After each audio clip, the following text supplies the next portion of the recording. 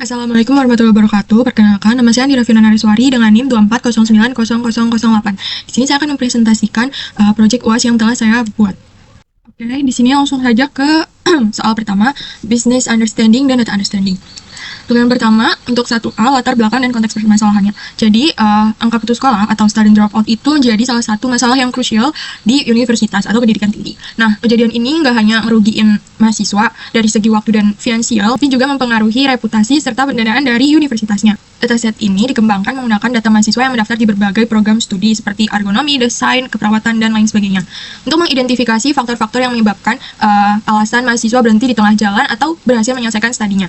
Lalu adapun tujuan analisis atau pemodelan. Jadi tujuannya untuk melakukan klasifikasi untuk memprediksi nih status akhir mahasiswa pada akhir durasi studi normal yang terbagi menjadi 3 kategori. Yang pertama adalah dropout, enroll, atau graduate.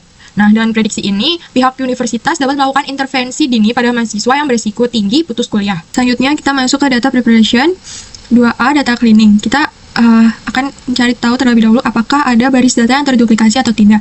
Nah, menggunakan df.duplicated.sum. Outputnya menunjukkan hasil 0, artinya tidak ada baris data yang terduplikasi pada dataset. Lalu kita memeriksa missing value menggunakan df.isnull.sum. Dari hasil ini kita ketahui bahwa tidak ada nilai yang hilang dalam datasetnya. Lalu selanjutnya kita akan melakukan pengecekan outlier pada fitur numerik, di mana variabel target outlier ini menyimpan kolom-kolom yang merupakan fitur numerik utama. Lalu di sini saya menggunakan boxplot untuk visualisasinya. Dan ini merupakan hasil output dari deteksi outliernya. Dan penanganan outlier tersebut menggunakan EQR capping. Jadi, for call in target outlier, untuk setiap kolom pada kolom yang tersimpan di variable target outlier, jadi Q1, Q3 sama dengan df call.quantile 0,25. Ini untuk Q1, lalu untuk Q3-nya df call.quantile 0,75. Lalu kita hitung EQR-nya sama dengan Q3 dikurangin Q1. Lalu kita set untuk batas bawah dan batas atasnya. Dimana untuk set batas bawah itu dengan cara Q1 dikurangin 1,5 dikali EQR. Lalu untuk batas atasnya dengan cara Q3 ditambah 1,5 dikali EQR. Lalu kita akan hitung nih outlier sebelum dilakukan penanganan. Caranya, df call kurang dari bawah ini untuk mencari nilai yang nilainya terlalu kecil atau di bawah batas minimum. Lalu ada tanda ini merupakan tanda OR, df call lebih dari atas. Untuk mencari data yang nilainya terlalu besar atau lebih dari batas atas yang sudah ditentukan. Lalu .sum ini untuk menghitung berapa banyak baris data yang memenuhi kondisi tersebut. Lalu selanjutnya kita melakukan penanganan menggunakan capping. Jadi df call sama dengan df call.clip, lower sama dengan bawah, dan upper sama dengan atas. .clip lower sama dengan bawah, upper sama dengan atas, untuk memotong dan meratakan nilai. Jadi jika ada angka yang nilainya lebih kecil dari batas bawah, nilainya otomatis diubah setara dengan nilai batas bawah. Lalu apabila ada nilai yang lebih dari batas atas, maka nilainya akan diubah menjadi nilai batas atas. Ini merupakan outputnya, di mana kolom edge enrollment, outlier sebelum penanganan itu ada 441 baris. Nah, sesudah dilakukan penanganan itu hasilnya adalah 0. Lalu untuk kolom yang kedua, curricular unit first sem grade, outlier sebelumnya ada 726, lalu setelah dilakukan penanganan, outliernya menjadi 0. Yang terakhir, di kolom curricular unit second sem grade, outlier sebelumnya ada 877 baris, dan outlier sesudah dilakukan penanganan adalah 0.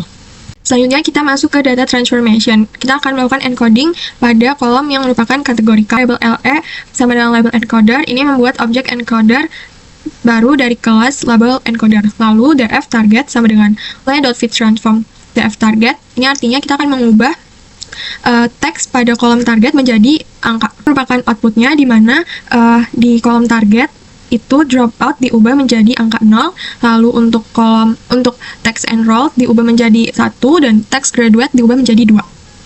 Selanjutnya kita akan memisahkan kolom fitur dan target. Di variabel X ini menyimpan seluruh kolom fitur kecuali kolom target, maka dilakukan drop kolom pada kolom target. Lalu variabel Y ini yang menyimpan kolom target saja. Selanjutnya kita akan membagi data menjadi 80 training dan 30 testing.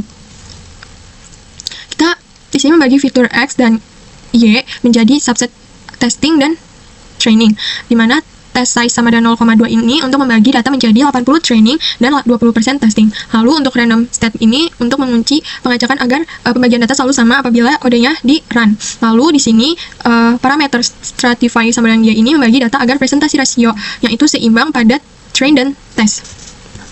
Selanjutnya kita menerapkan standarisasi pada fitur.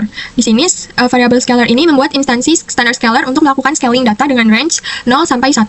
Lalu kita selanjutnya menghitung mean dan standar deviasi data training sekaligus mengubah skalanya menjadi skala yang terstandarisasi. Lalu selanjutnya mengubah skala data testing menggunakan nilai mean dan standar deviasi yang didapat dari data training. Kita langsung ke outputnya, di mana di sini outputnya kita ketahui bahwa jumlah data trainingnya itu dapat di 3.539 baris, dan untuk jumlah data testingnya ada di 885 baris. Lalu untuk total keseluruhan baris datanya adalah 4.424 baris. Kita masuk ke algoritma yang pertama, yaitu logistic regression.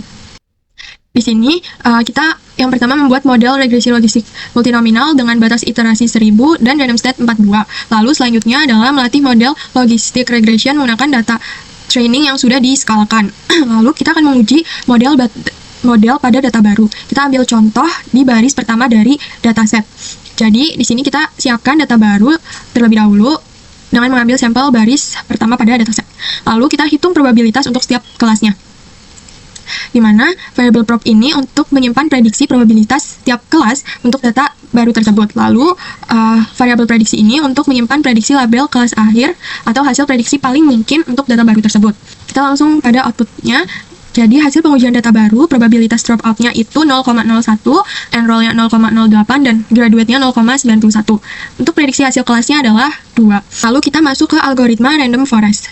Di sini variabel rf untuk menginisialisasi model random forest classifier, di mana parameter pertama untuk mengatur jumlah pohon keputusan sebanyak 200 unit. Lalu parameter kedua untuk mengatur jumlah fitur maksimal yang dipertimbangkan saat membagi adalah akar kuadrat dari total fit-nya. Lalu parameter yang ketiga mengaktifkan evaluasi OOB score untuk performa prediksi model, dan yang parameter terakhir untuk mengunci nilai agar hasilnya selalu sama saat di run. Selanjutnya kita akan melatih model random forest menggunakan data training, skala standar, dan targetnya. Lalu ini merupakan outputnya, di mana akurasi tesnya adalah 0,785, OOB score-nya adalah 0,767. Lalu kita masuk ke algoritma yang terakhir, yaitu algoritma support vector machine. Yang pertama kita akan scaling SVM dengan kernel RBF dalam satu pipeline, di mana langkah pertama adalah melakukan standarisasi data. Lalu langkah yang kedua kita akan melatih klasifikasi SVM dengan kernel RBF, C sama dengan 1 dan gamanya sama dengan scale. Lalu yang kedua kita akan latih dan evaluasi menggunakan data asli. Jadi kita latih pipeline model SVM langsung dengan data training aslinya. Lalu kita akan uji akurasi model SVM dengan data training asli. Ini merupakan outputnya, di mana nilai akurasinya adalah 0,76 dan prediksi kelas data barunya adalah 2. Lalu selanjutnya, interpretasi hasil atau model terbaiknya di sini yaitu random forest dengan akurasinya 70%. Di mana model sukses menebak status akhir secara tepat pada 77 dari 100 mahasiswa. Hasil ini sangat memadai untuk standar riset akademik. Lalu precision-nya 69%. Risiko false positif sangat minim. Jadi ketika model memprediksi mahasiswa akan drop out, akurasinya mencapai 69%, sehingga intervensi program studi bisa tepat sasaran.